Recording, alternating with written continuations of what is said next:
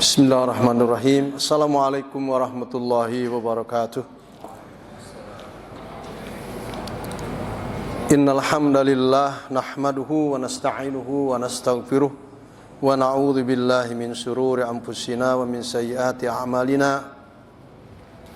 Man yahdihillahu fala mudhillalah wa man yudlil fala hadiyalah. Wa asyhadu an la ilaha illallah wahdahu la syarikalah wa asyhadu anna Muhammadan abduhu wa rasuluh. Allahumma salli ala Muhammadin wa ala alihi wa sahabati ajma'in. Amma ba'd. Subhanaka la ilma lana illa ma 'allamtana innaka antal alimul hakim wa tub 'alaina innaka antat tawwabur rahim. Allahumma inna na'udzu bika min ilmin la yanfa' wa min qalbin la yakhsha' wa min nafsin la tusba' wa min da'watin la yustajabu lah. Allahumma inna nas'aluka ilman nafi'a wa rizqan wasi'a wa amalan mutaqabbala.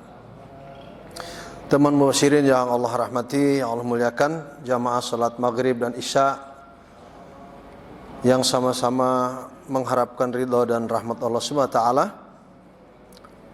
Syukur kita pada Allah di malam ini kita masih dipertemukan kembali dalam kajian pekanan kita, yang insyaallah pekan ini kita akan membahas tentang suratul A'raf, surat yang ke-7 ayat 42, yang kalau ada waktu mungkin sampai 43. Kalau di pekan kemarin Ustadz masih ingat untuk mengarahkan kepada kita semua gemar untuk menabung dan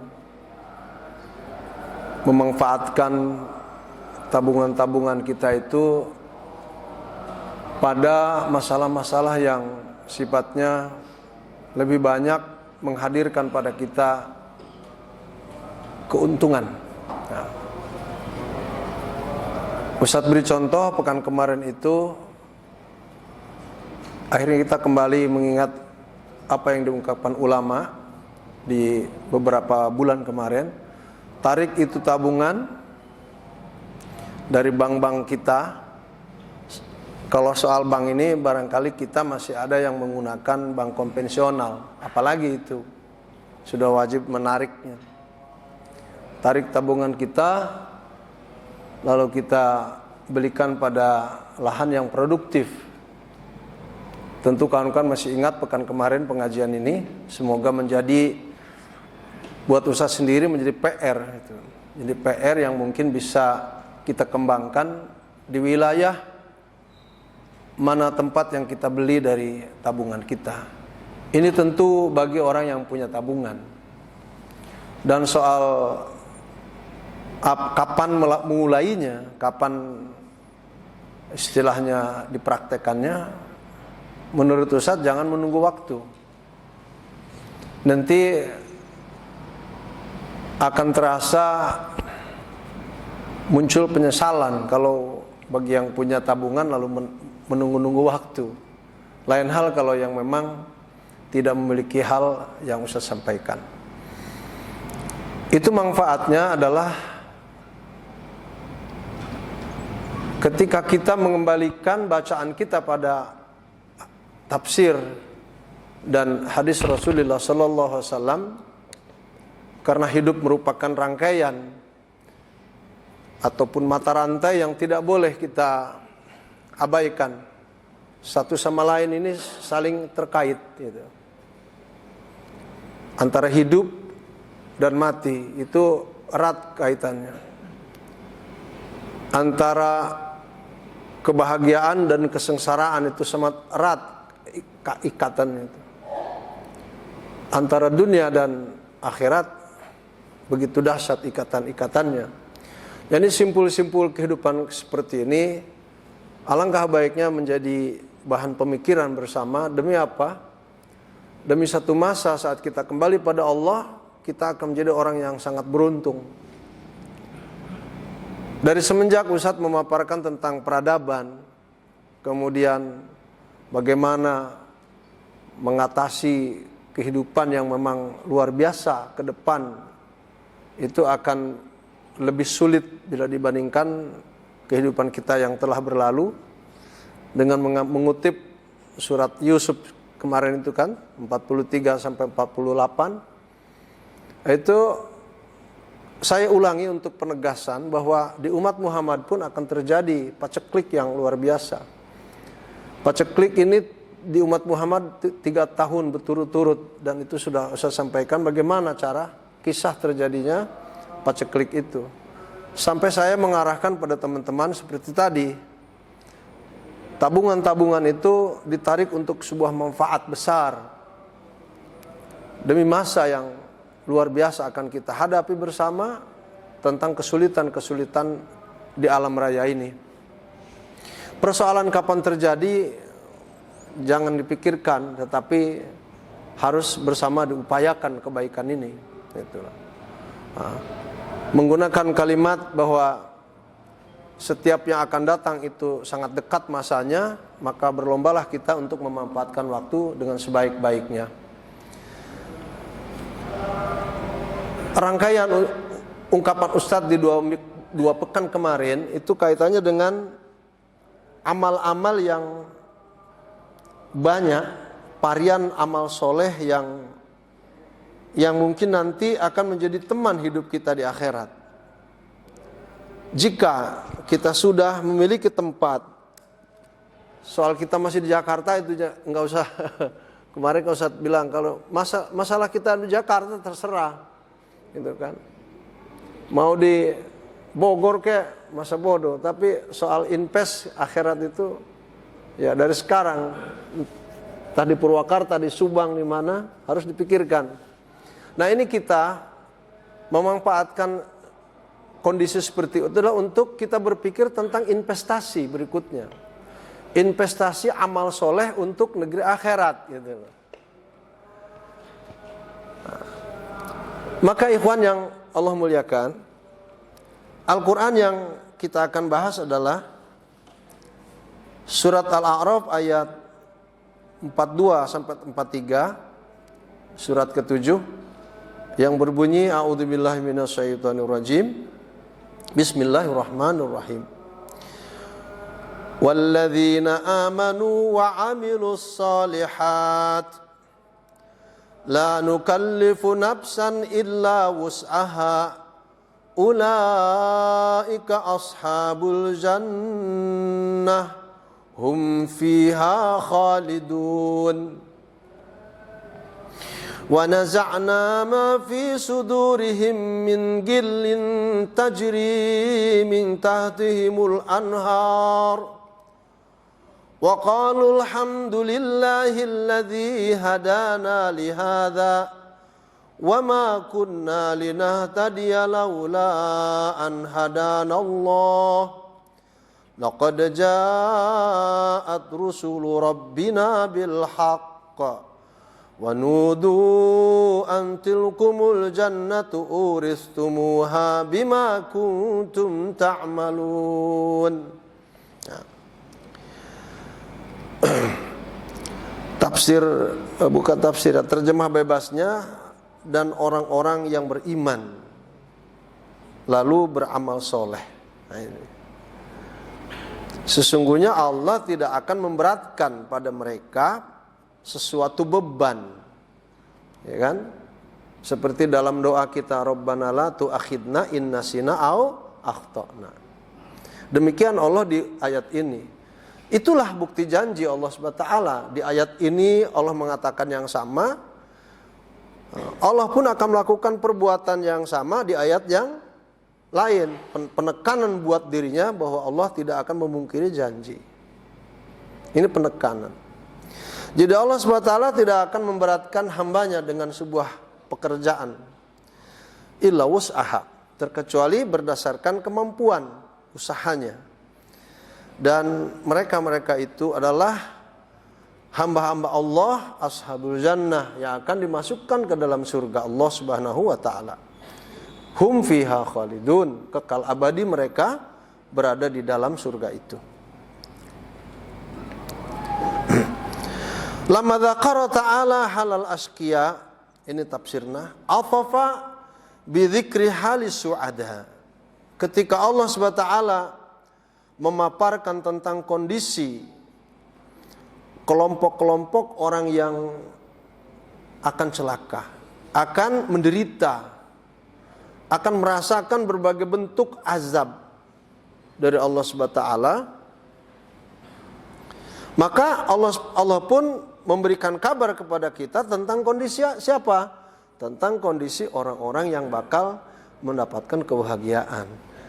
Jadi ada semacam timbal balik ya informasinya nih. Ada yang akan mendapatkan kecelakaan, gitu kan? Itu di ayat 40 dan 41 surat yang sama. Ada pula hamba-hamba Allah yang akan mendapatkan kebahagiaan.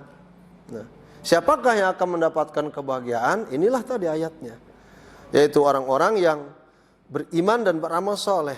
Ai amanat qulubuhum wa amilus solihat bijawarihim diddal innal ladzina kafaru bi ayatillahi wastakbaru anha. Yaitu orang beriman dengan hatinya. Iman itu tidak sekedar diucapkan, tapi iman itu adalah kesatuan dari 3 unsur pokok, yaitu membenarkan dalam hati soal keimanannya itu. Jadi dibenarkan iman itu oleh hati, lalu diucapkan oleh mulut, semisal amantu billah wa bi rasuli, kan begitu. Aku beriman pada Allah dan hari akhir dan Rasulnya, kemudian tentang rukun iman itu. Dan wa amalun bil arkan, dan iman itu ada rukunnya kan. Nah, rukunnya ini dilaksanakan, dibuat gitu, supaya ada bukti keimanan itu. Jadi keimanan ini ada 3 rangkaian yang tidak boleh dipisahkan. Pembenaran oleh hati, pengucapan oleh lisan, ya kan, dan perbuatan oleh anggota badan kita. Dibuat iman itu ada bentuknya itu. Apa bentuknya? Ya, banyak. Salat itu bentuk keimanan. Gitu kan? Puasa itu bentuk keimanan. Yang itu merupakan rukun Islam kan gitu. Jihad itu merupakan bentuk keimanan. Taat patuhnya kita pada Allah dan Rasulnya itu adalah sebentuk bukti keimanan. Nah, mereka itu tidak diragukan keberadaannya kelak di akhir nanti. Mereka adalah orang-orang yang akan mendapatkan kebahagiaan karena mereka beriman dengan hatinya, lalu mengamalkan dengan anggota badannya. Berbeda, kata Ibnu Katsir, didda berbeda dengan di ayat yang 40-41 tadi, di ayat yang sama, yaitu innal ladzina kadzdzabu bi ayatina wastakbaru anha, sampai akhir ayat ini. Adapun orang-orang yang selalu mengingkari, mengkafiri, menolak, bahkan mengejek. Hari ini bukan hanya menolak soal tidak beriman, soal mereka mendustakan itu, mau mengolok-olok itu. Atas adanya ayat-ayat kebesaran Allah, bahkan mereka di saat yang sama istakbaru. Apa istakbaru itu? Sombong, congkak, besar kepala dan sebagainya. Nah, itu.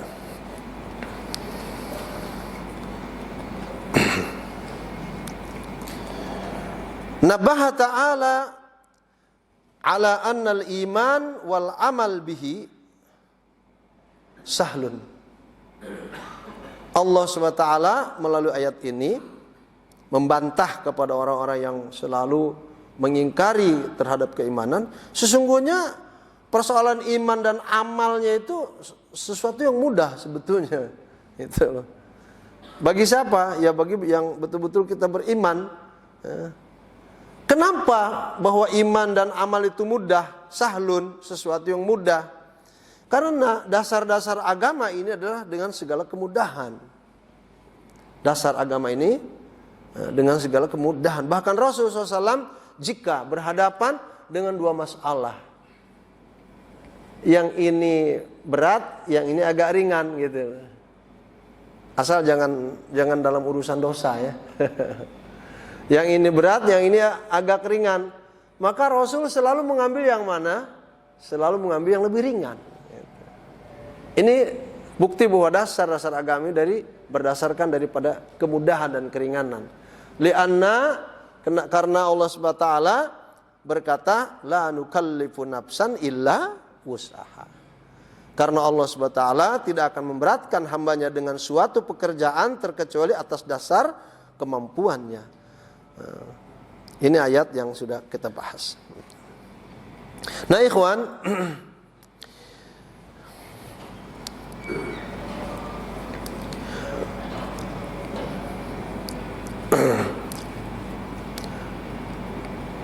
wa naza'na ma fi sudurihim min ghil.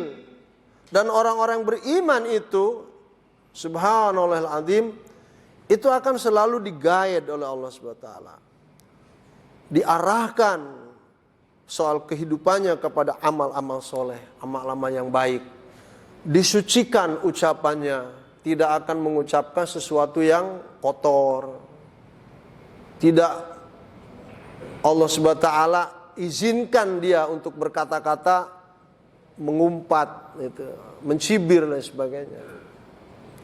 Akan Allah guide hatinya menjadi hati yang tenang, tentram, dibersihkan oleh Allah Subhanahu wa taala hatinya itu dari berbagai kekotoran-kekotoran perbuatan.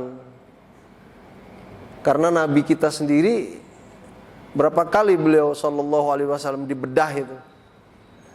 Dalam sejarah beliau dibedah 2 kali ya, dibedah hatinya.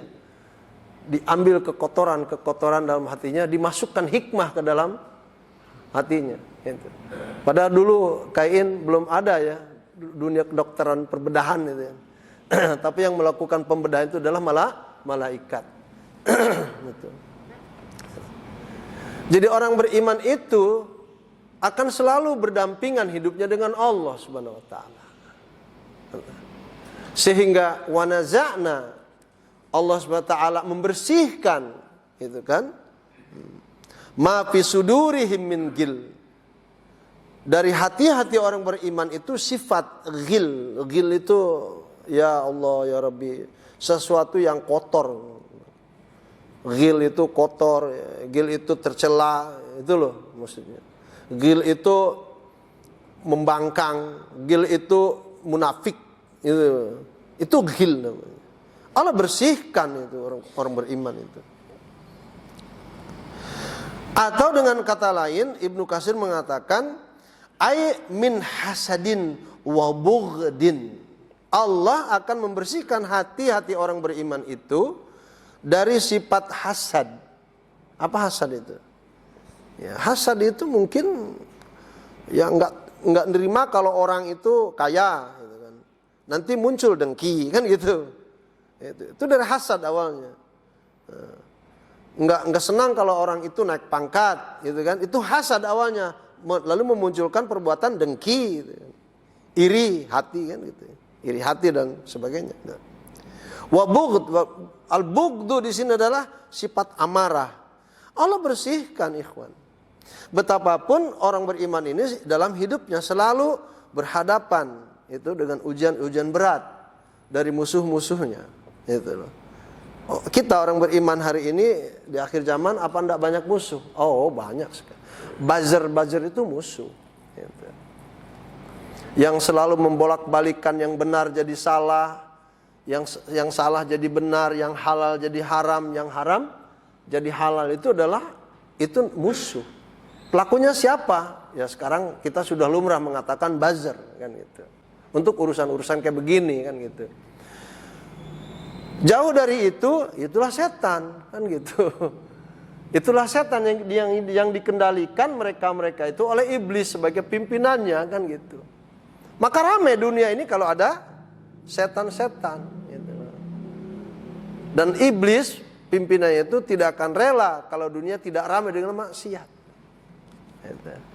Iblis pimpinan setan itu tidak akan senang kalau dunia ini penuh dengan orang yang soleh gitu. Maka kita wajib mendoakan orang-orang, mendoakan saudara-saudara kita ini seperti halnya Allah menjaga hamba-hambanya yang soleh. Supaya apa? Supaya doa kita dapat menyelamatkan pelaku-pelaku amal saleh dari hamba-hamba yang saleh, agar mereka tidak insya Allah ya, tidak akan mampu setan itu mengganggu mereka. Jadi kalau dunia ini amalnya soleh semua, Allahu Akbar. Jangan kira ketika kita bicara baik di bawah pohonan, pohonan itu tidak mendapatkan kebaikan dari kita. Ucapan kita itu didengar oleh pohonan. Coba katakan ya, kadang-kadang kita nggak ngeh kalau di bawah pohon kita lagi duduk-duduk. Padahal dengan duduknya kita di bawah pohon, apa ya? Kita mendapatkan kesejukan kan? Di situ kita berdoa, ya Allah, aku sekarang ini sedang apa? Sedang berlindung di bawah pohon mangga ini. Ya Allah, moga-moga nih pohon mangga ini ya akan berbuah dengan lebat. Didengar itu oleh pohonan itu. Maka ucapan baik ini pengaruh kepada pohon itu.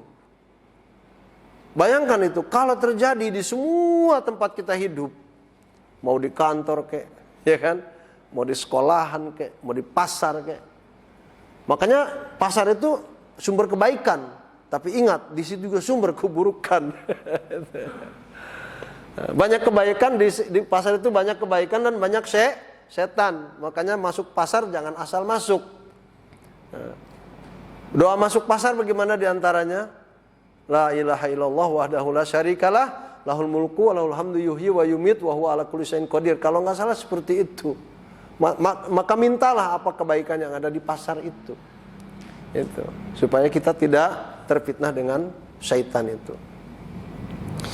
Kembali ikhwan kepada tafsir ini, maka Allah SWT membersihkan orang beriman dari hasad dan kedengkian, amarah, sifat amarah.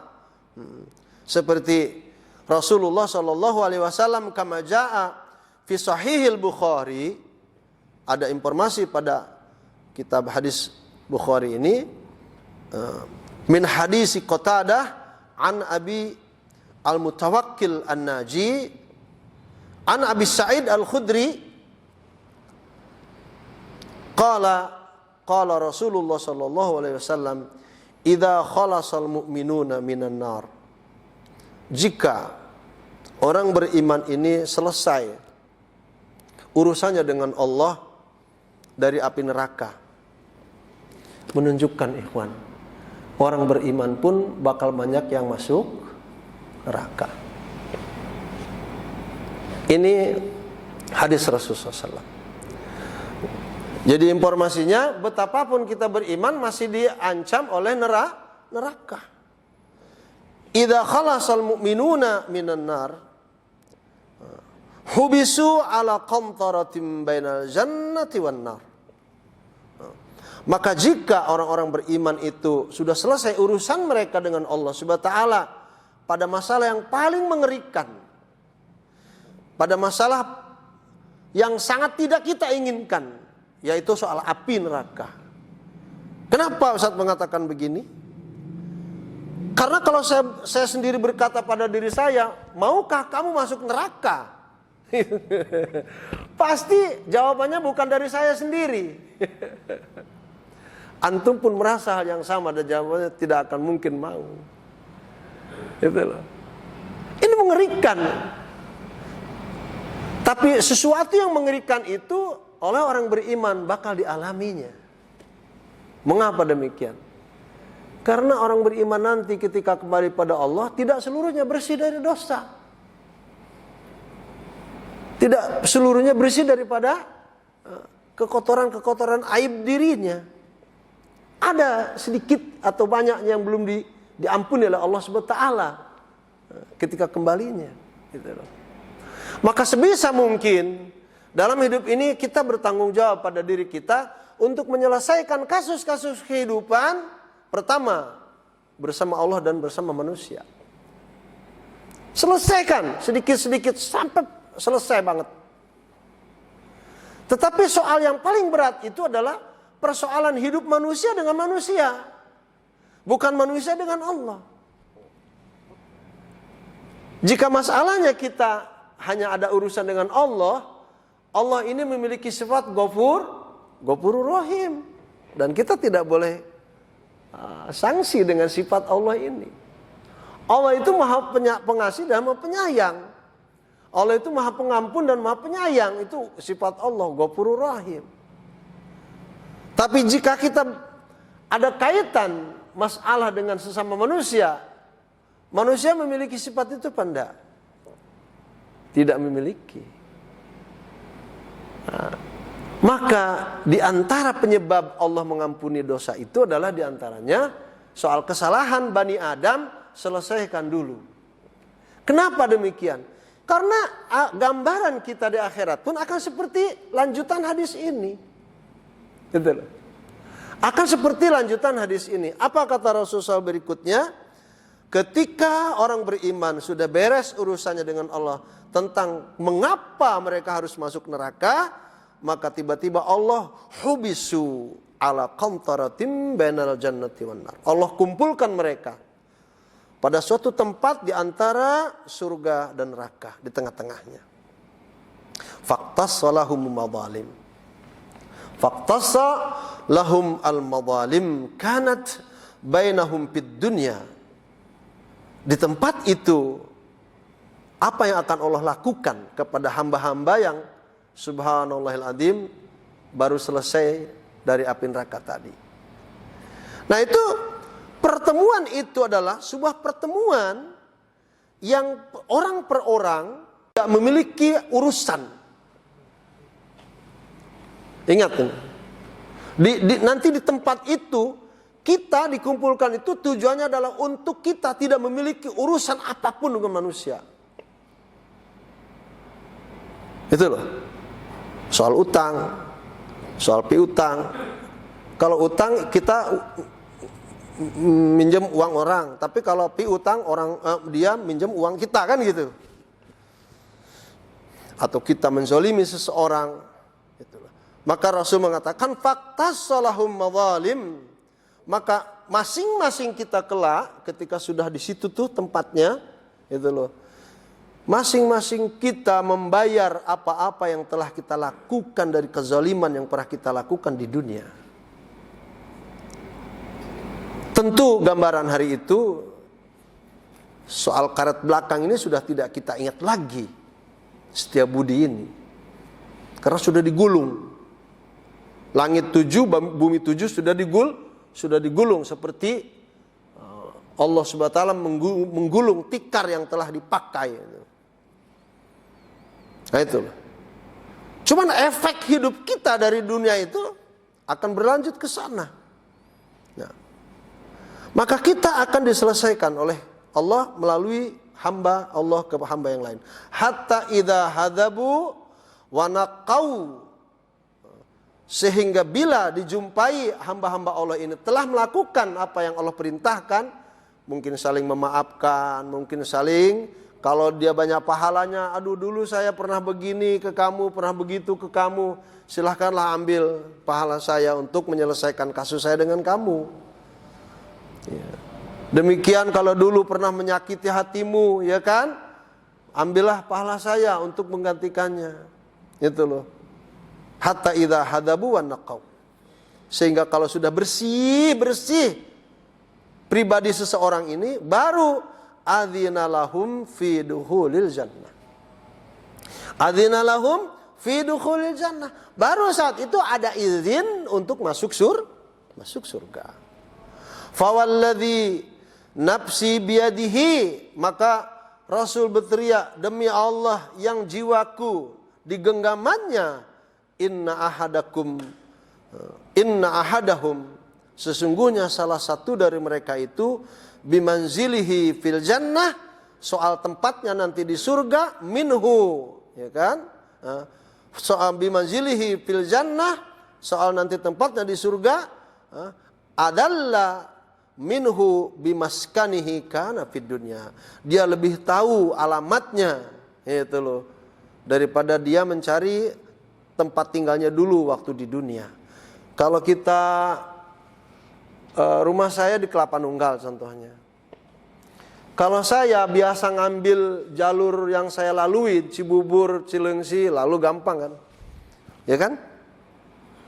Tapi kalau saya ngambil jalur pulang ini dari wilayah Bekasi, saya nggak tahu jalur. Itulah. Ini ahli surga, ikhwan. Kelak kalau mereka masuk surga dengan tempat yang dia miliki di surga itu, mereka itu lebih mengenali tempat itu ketimbang kita mengenali rumah yang pernah kita miliki di dunia. Dari arah manapun dia sudah tahu tempat saya di sana. Allahu Akbar. Dan itu sudah bersih keadaan kita. Sudah bersih, ikhwan, dari kesalahan-kesalahan yang kita lakukan. Allahu Akbar. Maka uraian dari tafsir ini, ya insya Allah kalau ada waktu saya sampaikan bagaimana, apa yang harus kita lakukan ketika kita akan menghadapi kenikmatan seperti ini, kan gitu. Lanjutan dari Ibnu Qatadah itu, dari Ibnu Katsir tafsirnya, qala Ali radhiyallahu anhu, inni la arju an akuna ana wa Utsman wa Talhata wa Zubair minalladzina qala Allah taala fihim. Maka berkatalah siapa di sini tadi? Ali radhiyallahu. Ali itu menantu siapa? Menantu Rasul SAW. Ya kan? Yang menikahi Fatimah. Yang anak-anaknya itu dari Hasan kebanyakan, kalau benar itu sejarah, maka keturunannya itu menjadi wali-wali di Indonesia. Kalau memang itu benar runutan sejarahnya. Seperti Habib Rizik merupakan keturunan Rasulullah SAW yang keberapa? Itu diakui oleh Raja Saudi ya, oleh ke-38 apa ke-36 itu. Wallahu alam seperti itu. Nah ini. Nah, maka Ali berkata, kemudian aku, kata Ali, berharap kepada Allah tentang diriku dan Utsman bin Affan maksudnya, dan Thalhah dan Zubair ibn Awam. Aku berharap termasuk daripada ayat yang dibacakan tadi, yaitu ayat yang menggambarkan hati-hati orang beriman ini dibersihkan. Ali yang ibadahnya luar biasa, kemudian Utsman yang perjuangan hidupnya seperti yang kita tahu di sejarah, hartanya saja berapa ya? Kalau tidak salah 80% itu untuk Islam ini. Kalau tidak salah 80%. Umar itu 60% atau berapa ini. Soal Abu Bakar itu 100% itu sudah. Nah. Thalhah subhanallah, ketaatan beliau. Zubair demikian pula. Maka Ali sebagai saudara semuslim, dia berharap seperti hanya saya sekarang berharap pada Allah, ya Allah, alangkah senangnya kalau saya, Pak Ateng, ya kan, Pak Oke, Kak Iin, termasuk kepada ayat yang dibaca malam ini, wa naza'na min gillin, gitu kan, wa naza'na fi sudurihim min gill, yaitu termasuk orang-orang yang hatinya itu dibersihkan, diangkat kekotoran-kekotorannya, gitu kan, sehingga di dalamnya itu hanya ada kebaikan. Itu Ali berharap seperti itu. Dan kalau kita berharap dengan harapan yang pernah Ali lakukan, nggak salah. Itu. Enak nggak kalau teman-teman dalam doa ini, semoga saya, Pak Oke, akhirnya Pak Jarkasi, Pak Yatno, semuanya termasuk dalam ayat ini. Oh, senang sekali. Hati kita bersih. Gitu. Bahkan dalam tafsirnya Rasul SAW bersabda, kullu ahlil jannah yara maq'adahu minan nar fayaqulu laula anna Allah hadani fayakunu lahu syukran wa kullu ahlin nar yara maq'adahu minan jannah fayaqulu lahu anna Allah hadani fayakunu lahu hasratan. Nah, setiap ahli surga itu pasti akan melihat tempat duduknya dari api neraka. Itu ahli surga. Ahli surga itu akan melihat tempat duduknya dari api neraka. Tetapi Saat ayat ini ditafsirkan, andai kata bukan karena rahmat Allah, itu loh, maka tempat duduk dari api neraka itu akan pasti diduduki. Itu loh. Maka hadisnya mengatakan, laula anallaha hadani, jika Allah tidak memberikan hidayah kepadaku, niscaya aku akan menduduki tempat duduk aku yang dari neraka itu. Padahal dia ahli surga. Maka ketika Allah menggantikan tempat duduknya dari api neraka menjadi sebuah kenikmatan di surga, saat itulah orang beriman fayakunu lahu syukran. Maka segera dia itu bersyukur pada Allah Subhanahu wa taala. Bagaimana mengatakan syukurnya itu? Bisa alhamdulillah, bisa ya Allah, alhamdulillah, ya kan? Terima kasih ya Allah. Syukran. Syukran mana apa Pak? Oke. Hatur nuhun, terima kasih gitu. Matur suwun gitu. Demikian pula bahwa ahli neraka itu hakikatnya nanti di sana diperlihatkan oleh Allah tempat duduknya dari tempat duduk berasal dari surga.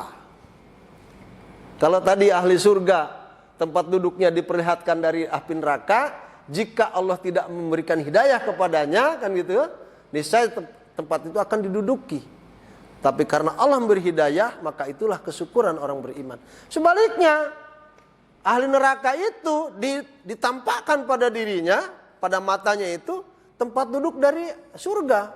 Namun karena mereka di dunianya, yaitu loh, melakukan perbuatan-perbuatan tercela, lalu melakukan kedustaan-kedustaan seperti di ayat 40 dan 41 ayat Al-A'raf tadi, maka mereka berkata, fayaqul law annallaha hadani fayaqul lahu hasratan. Ya Allah, jikalau Engkau memberikan aku hidayah, aku tidak akan rugi seperti ini.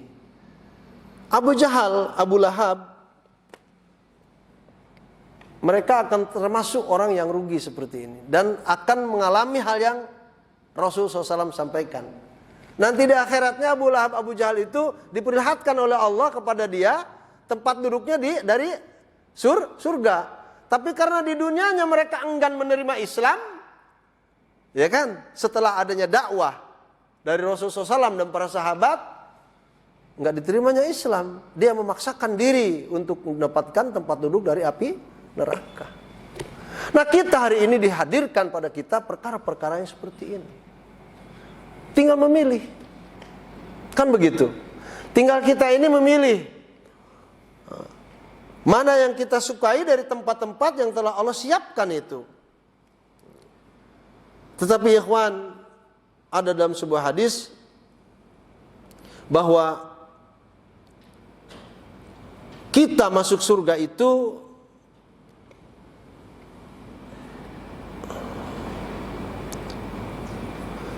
bisababi a'malikum nalatkum ar-rahmah. Kita ini masuk surga berdasarkan apa-apa yang kita lakukan. Meskipun ada di dalam hadis kita masuk surga itu bukan karena amal, tapi ada dalam Al-Quran kita juga ada dalil bahwa masuk surga karena dengan amal, kan gitu. Mengambil hadis bahwa kita masuk surga ini karena rahmat Allah. Ya, amal itu adalah menunjukkan kepada rahmat. Bahwa kita masuk surga nanti penyebabnya adalah amal soleh. Nalatkumur rahmah. Maka dengan amal soleh itu kalian dapat rahmat, kan gitu. Dengan rahmat akhirnya pada khaltumul jannah. Dengan rahmat maka kalian dengan mudah masuk surga. Watabawwa'tum manazilakum bihasbi a'malikum. Dan soal tempat nanti di akhirat, di mana tempatmu nanti, itu sangat persis berdasarkan perbuatan yang kita lakukan di dunia. Makanya kata Rasulullah SAW, wa'malu wa'lamu anna ahadakum lan yadkhulahu amalahul jannah. Ini keterangannya.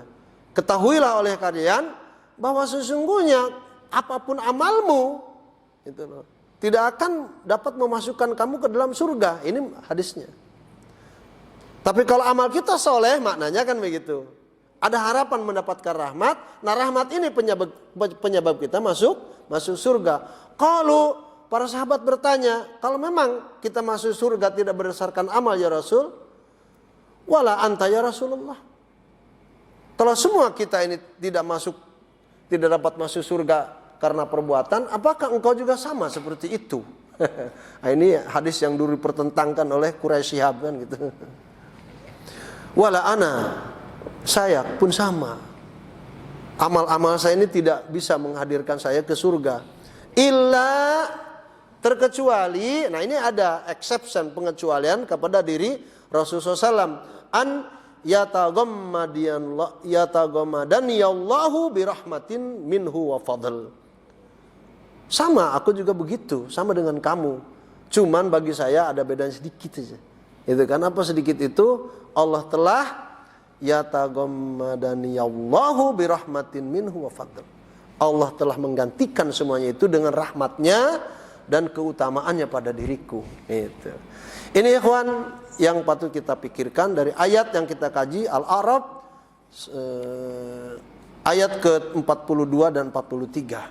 Berikutnya, kita harus terpengaruh dengan arahan yang minggu kemarin saya sampaikan. Kita harus terpengaruh subhanallah, dengan perbuatan-perbuatan yang jika kita lakukan itu akan mendampingi kita terus ke akhirat gitu loh. Nah ini azan dulu ya.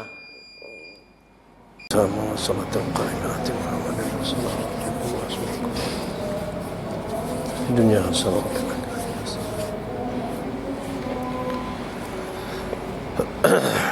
kita lanjut ikhwan sampai menjelang qomat. Kita manfaatkan bagi yang mau sholat antara azan ke qomat dipersilahkan, atau yang baru wudhu, sholat wudhu dipersilahkan. Tetapi untuk sholat sunnah qobliyah tidak ada ya. Nanti ba'diyah ada. Teman-teman sekalian, Ustaz teringat kepada kematian yang baru dialami oleh saudara kita kemarin, pemimpin daripada Mu'alaf Center, Coach Stephen ini doktoral dari Saudi Arabia ternyata, S3-nya di Saudi Arabia, gitu kan? Dan beliau ini termasuk mu'alaf yang gigih, sehingga Islam kita yang keturunan ini jauh berbeda derajat dengan beliau. Pada kasus kematiannya saja, ketika jasad itu akan dimandikan, ruangan itu semerbak harum muncul dari ruangan itu. Itu kuasa Allah pada hambanya yang saleh. Tinggalkan perkara kita dengan dia, dan kita doakan beliau menjadi ahli surga, dan kita akan menyusul seperti itu kelak. Betapapun surga kita berbeda derajatnya, dan kita harus yakin bahwa kita akan masuk surga. Ikhwan, arahan Ustadz pekan kemarin, kenapa tabungan kita harus ditarik lalu membeli lahan-lahan yang produktif? Karena seorang hamba Allah yang beriman itu jiwanya akan terpengaruh dengan bacaan-bacaan Al-Quran. Apalagi kalau beliau-beliau itu orang beriman rajin membuka tafsir ataupun terjemahnya, akan lagi terpengaruh kejiwaannya. Atau ketika Al-Quran itu ditafsirkan oleh hadis Rasulullah SAW di sekitar pendalamannya, karena tafsir itu ada ditafsirkan ayat ke ayat, lalu ayat ke hadis, ya kan? Lalu ada hadis ke hadis, kan itu. Bahkan ada hadis ke asar sahabah, gitu kan? Agar mendapatkan titik temu yang meyakinkan dari tafsir itu, gitu. Nah, kita orang beriman harus ada ke arah itu. Persoalan Coach Stephen kemarin meninggal dengan membawa begitu banyak amal-amal beliau, sehingga kita ini mau berlari kencang pun tidak akan mungkin melaluinya. Hatta walaupun kita menunggangi pesawat pun amal-amal beliau ini tidak akan bisa kita mengunggulinya gitu. Karena dahsyatnya beliau dalam perjuangannya. Rumah dijual, 7 mobil dijual, sampai menjamah 14 miliar, lalu diimpakkan di jalan Allah. Siapa yang sanggup begitu di antara kita? Kalaupun ia ada, kita mungkin tidak bisa melakukannya, apalagi yang belum ada. Tapi rahmat Allah itu tidak terletak pada situ aja. Rahmat Allah ini terletak pada kalimat-kalimatnya pun, itu rahmat Allah. Terus kita akan mengais pundi-pundi pahala itu. Termasuk program kita, jika kita punya tabungan, tarik tabungan, belikan pada lahan yang produktif. Dengan lahan produktif itu kita akan melakukan apapun di tanah yang kita beli. Merdeka kita. Kan begitu. Nah, saking merdekanya kita memiliki lahan yang produktif itu, coba lihat hadis Rasul penutup daripada kajian ini.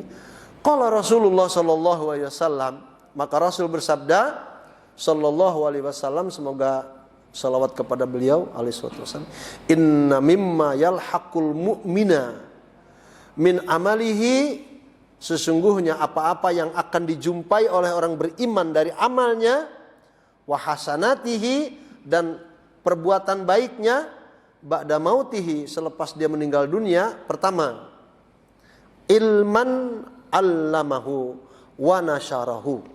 Pertama, ilmu yang diamalkan lalu disebarluaskan melalui dakwah.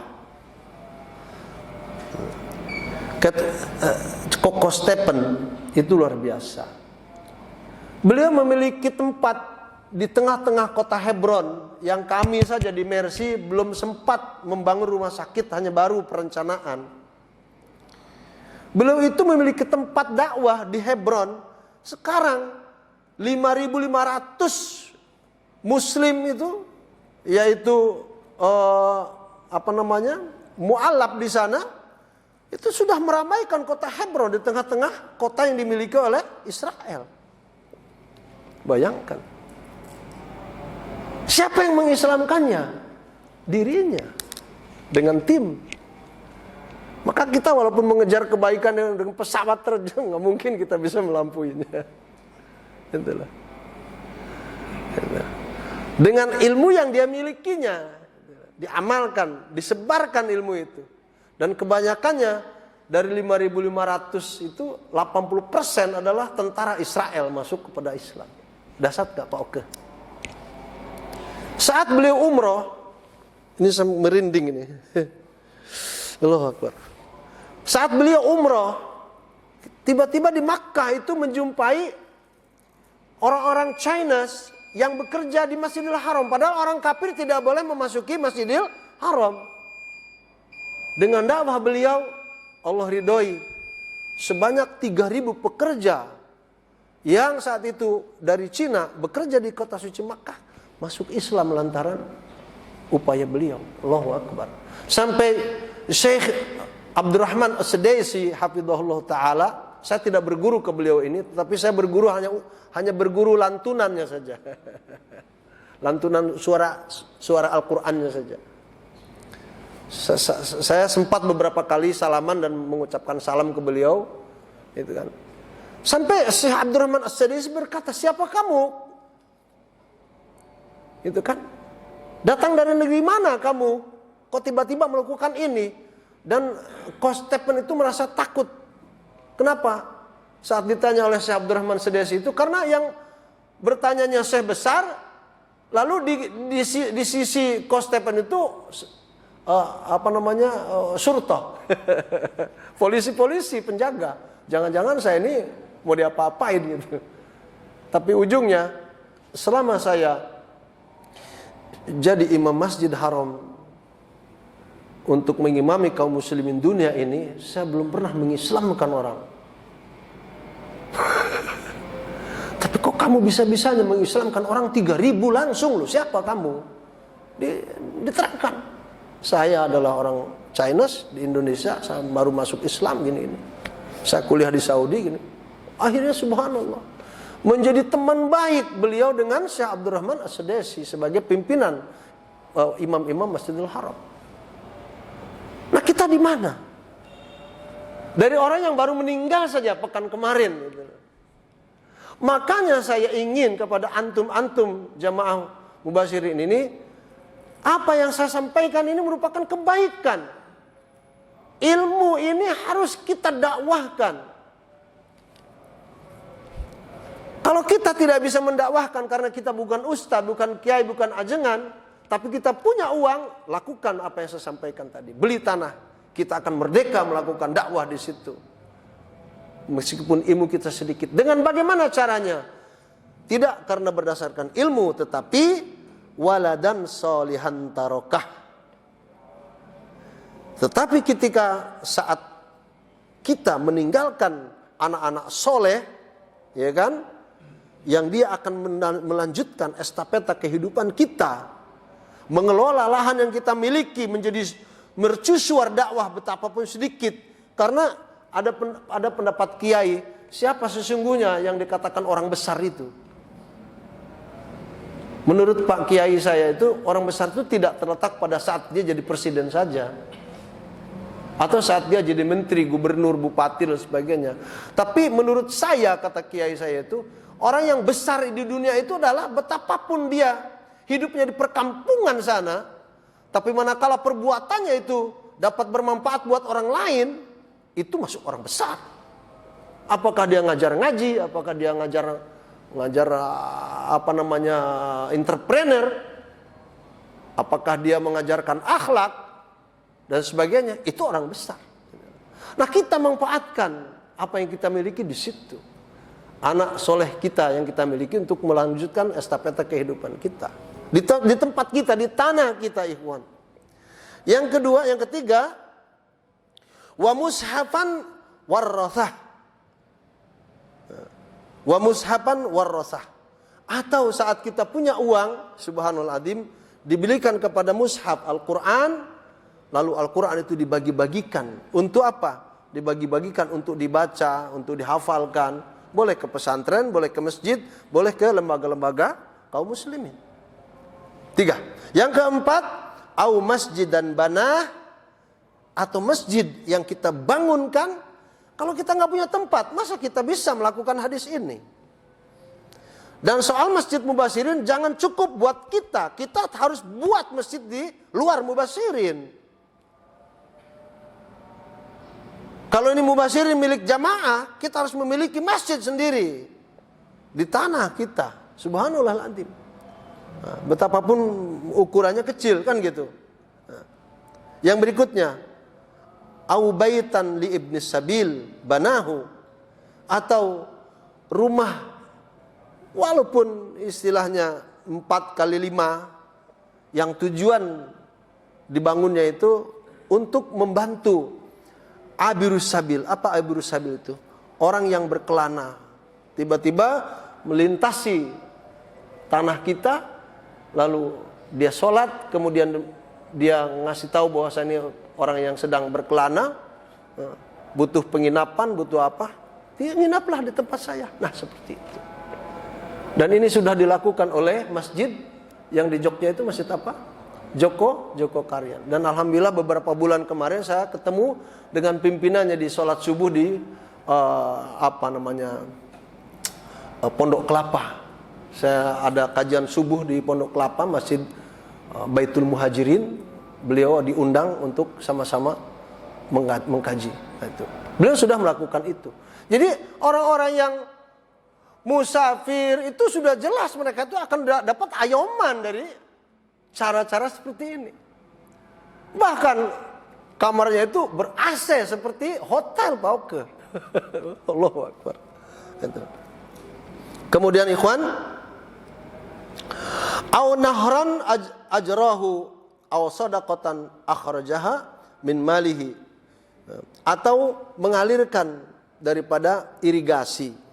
Untuk apa? Dengan air irigasi ini subhanallah dapat mengairi pesawahan-pesawahan, bukan hanya milik kita saja tapi milik yang lain. Ini kalau kita tidak punya tempat, nggak bisa hadis ini dilakukan. Ya, tuh. Prioritas bagi orang yang punya tabungan. Ada seberkas itu apa, meskipun sedikit hatinya ingin melakukan apa yang Ustadz Umar sampaikan, itu akan subhanallah. Semoga Allah menyampaikan kepada cita-cita kita itu. Nah, kemudian atau sedekah, yang dikeluarkannya di jalan Allah Subhanahu wa taala dalam keadaan sehat walafiat, dalam wahayatihi, dalam kehidupannya, maka semua yang tadi disebutkan dalam hadis ini yalhaquhu min ba'di mautihi, akan dijumpai semuanya itu saat beliau sudah meninggal dunia, orang beriman itu. Kemarin Ustadz buka YouTube, profesor di Mesir sakit jantung. Ketika dia memeriksanya ke London, dokter di London itu memutuskan bahwa Tuan harus dioperasi. Operasinya operasi berat, bukan operasi sekedar bypass atau pasang ring. Coba pikirkan dulu, apa mau atau tidak? Profesor bilang, ya saya mau, atas petunjuk dokter saya akan mau dan saya ingin sehat. Kemudian oleh dokter itu diizinkan balik ke Mesir. Setelah sampai ke negerinya, dia masuk ke pasar, dijumpainya seorang nenek-nenek. Ada yang sudah menjumpai YouTube ini? Kalau belum nanti saya akan sampaikan. Dijumpai seorang nenek-nenek yang dia melihat tukang daging, padahal dia sudah memang ada janji dengan tukang daging itu. Serpihan-serpihan dagingnya itu dari tetelannya itu dikumpulkan. Lalu kalau sudah banyak diambilnya oleh nenek itu. Sebelum berangkat, si profesor ini melihat apa yang dilakukan si nenek itu dengan tukang daging. Lalu dipanggil, nenek sini sebentar, saya mau ngobrol. Iya Pak, ada apa? Kenapa nenek sampai mengumpulkan gaji-gaji dan daging-daging kayak begini, nggak manfaat? Itu sudah bukan sesuatu yang kita boleh makan, itu udah sampah. Apa dia bilang? Anak-anak saya membutuhkan ini. Sebetulnya kata profesor, nenek membutuhkan daging berapa kalau kilo itu kan? Dalam satu hari, tidak banyak. Hanya membutuhkan setengah kilo saja. Dan dengan begini anak saya cukup makan.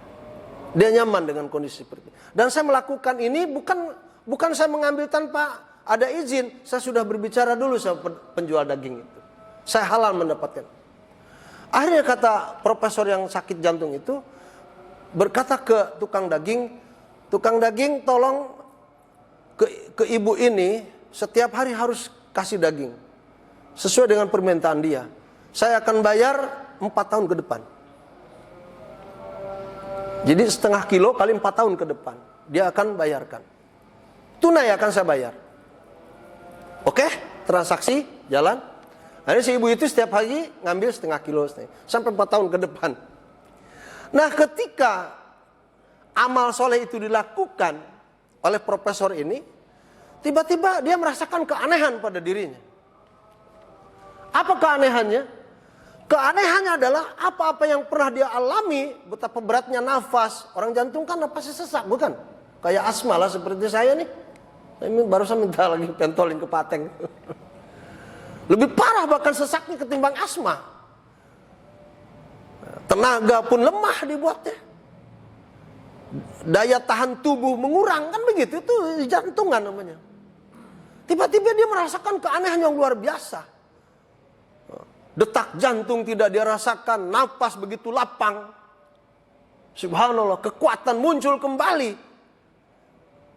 Sehingga ketika dia harus ke London lagi, kata dia ke keluarga, saya nggak perlu ke London lagi. Kenapa? Kata istrinya, kata anak-anaknya.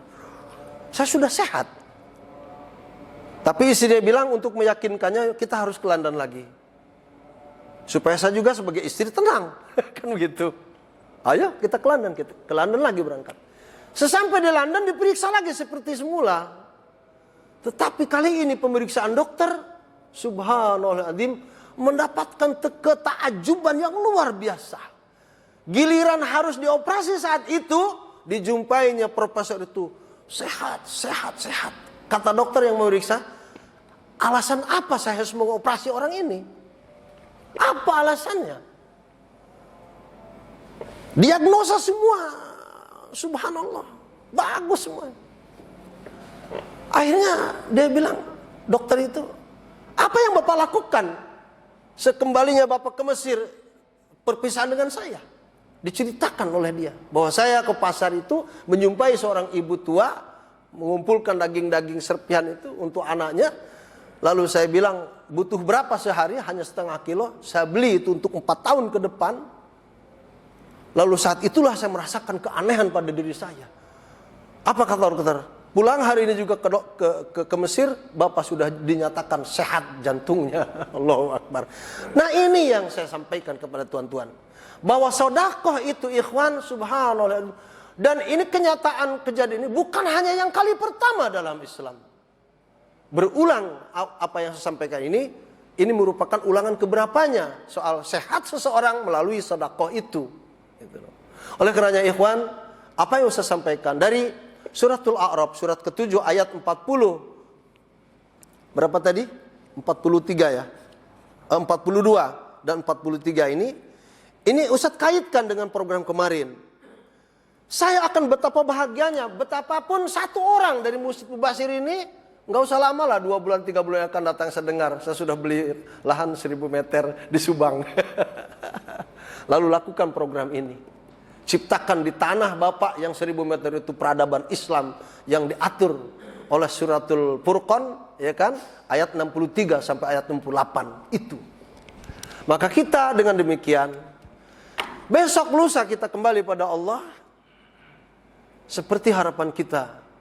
Rabbana atina fid dunya hasanah wa fil akhirati hasanah wa qina adzabannar. Terlebih dari itu, kita yang sudah meninggal pun akan diteruskan estafeta amal soleh kita oleh anak-anak kita yang solehah dan soleh, sehingga apa yang Rasulullah SAW sabdakan ini tepat dapat kita lakukan dalam kehidupan. Wallahu a'lam bishawab. Itu saja yang dapat saya sampaikan. Gak usah ada pertanyaan karena malam ini bukan malam ganjil ya. Ustaz nggak bawa mobil ini. Tentunya harus naik busway. Mari kita sama-sama berharap pada Allah Subhanahu wa taala akan akhir hayat kita. Akhir dengan akhir kebaikan. Akhir kebaikan itu bukan maknanya, meskipun iya insya Allah kita harapkan, saat orang itu mati dalam sholat, saat orang itu mati dalam zikir pada Allah. Bukan maknanya husnul khotimah, ketika orang itu akhirnya saat berkhutbah dia meninggal. Kalau perbuatan mereka masih bercampur dengan kesyirikan dan bid'ah. Tapi sesungguhnya seseorang meninggal dalam husnul khotimah itu, hakikatnya ketika seseorang beribadah pada Allah dan ibadahnya bersih daripada syirik, kekafiran, dan khurafat serta bid'ah, apalagi kemunafikan. Kalau mereka beribadah pada Allah bersih dari itu, saat meninggalnya kapanpun, tidak mesti dalam sholat, tidak mesti dalam tilawatul Quran, tidak mesti dalam zikir pada Allah, sudah dipastikan mereka kembali pada Allah dengan husnul khotimah. Semoga kita termasuk hamba-hamba Allah Subhanahu wa taala yang mengakhiri hidupnya dengan husnul khotimah. Rabbana taqabbal minna innaka antas samiul alim wa tub alaina innaka antat tawwabur rahim. Rabbana atina fid dunya hasanah wa fil akhirati hasanah wa qina adzabannar. Allahumma ighfir lana dzunubana wa liwalidayna warhamhuma kama rabbayana shighara wa li ahlina wa li dzurriyyatina wa li banatina wa li ahwanina wa li ikhwanina wa li akhawatina. Allahumma ighfir lil mu'minina wal mu'minat wal muslimina wal muslimat al ahya'i wal amwat. Subhanakallahumma bihamdika asyhadu an la ilaha illa anta astaghfiruka wa atubu ilaik.